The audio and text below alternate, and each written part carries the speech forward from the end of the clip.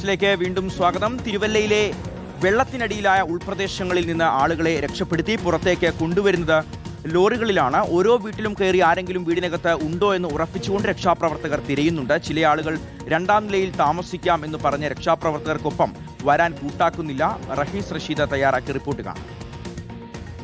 തിരുവല്ലയുടെ ഉൾഭാഗത്ത് വെള്ളപ്പൊക്കത്തിൽ അകപ്പെട്ട ആളുകളെ ലോറിയിൽ പഞ്ചായത്തിന്റെ നേതൃത്വത്തിൽ റെസ്ക്യൂ ചെയ്യുകയാണ്. ഇത് നെങ്ങോലി എന്ന് പറയുന്ന തെങ്ങേലി എന്ന് പറയുന്ന ഒരു പ്രദേശമാണ്. ഈ ചെറുപ്പക്കാരൻ വീടിനകത്തായിരുന്നു, പെട്ടുപോയി. വീടിനകത്ത് പെട്ടുപോയി അല്ല, ഇറങ്ങാൻ പറ്റാതെ വെള്ളമായിരുന്നു.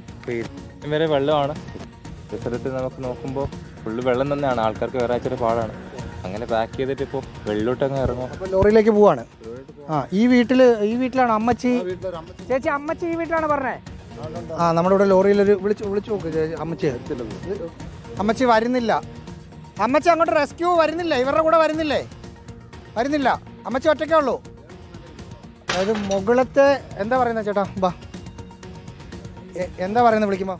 അമ്മച്ചി പറയുന്നത് മോളത്ത് നില ഇരിക്കാം, അമ്മച്ചിക്ക് ഇറങ്ങി വരാനോ അമ്മച്ചി ഒന്ന് പൊക്കാനോ. അപ്പം മോളത്ത് നില അമ്മച്ചി ഇരുന്നോളാന്നാണ് പറയുന്നത്. അപ്പുറത്ത് വീടുകൾ രാവിലെ എല്ലാവരും കൊണ്ട് ഇവിടെ ഒരു ചേട്ടനുണ്ട്. ചേട്ടാ, നിങ്ങളിവിടെ തന്നെ നിൽക്കുക. അപ്പുറത്ത് ഒരു ചേട്ടനും ചേച്ചിയും ഉണ്ട്, പ്രായം ചെന്നവരാണ്. അവരും അവിടെ നിൽക്കുകയാണ് എന്നാണ് പറയുന്നത്. രാവിലെ ആ ഭാഗത്തുള്ളവരെല്ലാം രാവിലെ ഞങ്ങൾ തന്നെ ഈ ലോറിക്കകത്ത് കയറ്റി കൊണ്ടുവരുന്നു.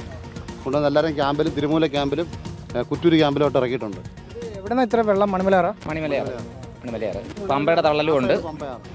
അതാണ്, ഒരു വശത്ത് പമ്പയാറ്, ഒരു വശത്ത് മണിമലയാറ്. അവിടെ നിന്ന് വെള്ളം അടിച്ച് കയറുകയാണ്. ആ കയറുന്നതിനനുസരിച്ച് ആളുകളെ പുറത്തേക്ക് ലോറിയിൽ മാത്രമേ, കാരണം ഫയർഫോഴ്സ് ആറന്മുളയിലും മറ്റും ഫോക്കസ് ചെയ്ത് നിൽക്കുന്നത് കൊണ്ട് ലോറിയിൽ, വലിയൊരു ലോറി, ഒരു തേവരിമുറിയിൽ എന്നെഴുതിയ ചേട്ടനാണോ ലോറി? അല്ലല്ല, ഞാൻ ഡ്രൈവറാണ് വണ്ടി. ഉൾറോഡിലൂടെ എല്ലാ ഉൾറോഡിലും രാവിലെ ഇട്ട് ഇന്നലെ ഒരു സമയം തൊട്ട് നമ്മൾ ഈ വണ്ടി വിട്ട് ഇന്നലെ ഒരു സമയം തൊട്ട് പല ആൾക്കാരും നമ്മൾ രക്ഷപ്പെടുത്തിയിട്ടുണ്ട്. ഇന്നലെ തേവരിമുറിക്കാർ തന്നെ ഡീസൽ അടിച്ച് അവരുടെ ഇതിൽ ഡീസൽ അടിച്ച് അവർ തന്നെ പറഞ്ഞ് എല്ലാ രക്ഷാപ്രവർത്തനം നടത്താൻ വേണ്ടി തന്നെ പറഞ്ഞു വിട്ടോ. പോകുന്ന വഴിക്ക് ആളെ എടുക്കും. അമ്പലത്തിന്റെ ഭാഗം അവിടെ നിന്ന് ആളെടുക്കണം. ആൾക്കാരുണ്ട്, അവരെടുക്കണം. ഓരോ സ്ഥലത്തുനിന്നും ആളുകളെ എടുക്കണം. ഇതിനകത്ത് പിന്നെ ഒരു ചേച്ചി ഉണ്ടായിരുന്നു. ആ ചേച്ചിയാണ് അവിടെ അമ്മച്ചി ഉള്ള കാര്യം പറഞ്ഞത്.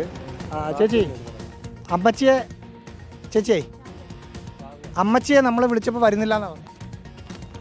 അമ്മച്ചിയുടെ മോള് പറഞ്ഞു അമ്മച്ചിയെ അവിടെ ഉണ്ടോയെന്ന് നോക്കാൻ പറഞ്ഞു. അത്ര എന്നോട് പറഞ്ഞുള്ളൂ.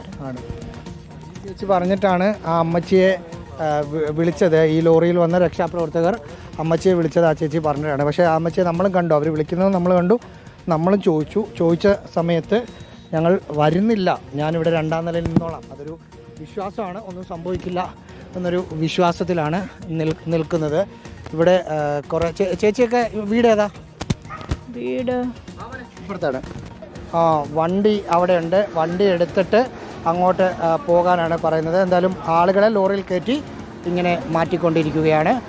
വീഡിയോ ജേർണലിസ്റ്റ് മനു ബാലകൃഷ്ണനൊപ്പം reporter Rahees Rasheed, in reporter, Pathanamthitta. നമ്മുടെ മന്ത്രിമാരൊക്കെ ആവർത്തിച്ച് പറയുന്നൊരു കാര്യമാണ് 2018 ആവർത്തിക്കില്ല എന്നുള്ളൊരു അമിത ആത്മവിശ്വാസത്തിലാണ് പല ആളുകളും വീട്ടിൽ തന്നെ തുടരുന്നത്. പക്ഷേ കാര്യം കുറച്ച് ഗൗരവമാണ്. അപ്പോൾ വീട്ടിൽ നിന്ന് മാറാൻ പറഞ്ഞാൽ, അത് ദുരിതാശ്വാസ ക്യാമ്പിലേക്ക് പോകാൻ പറഞ്ഞാൽ അത് അനുസരിക്കുക.